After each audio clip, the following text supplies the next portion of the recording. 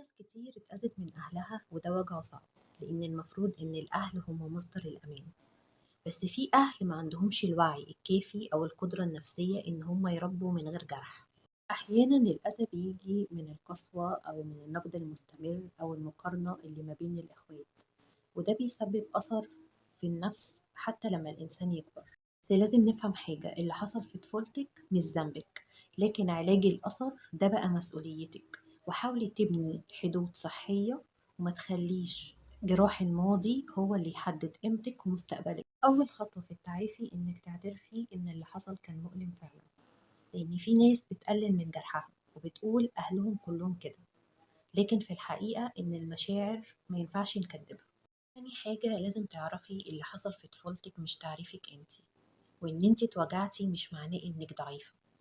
اهتمي بنفسك وبشفائك النفسي وقربي من الناس اللي بتعاملك باحترام واحتواء.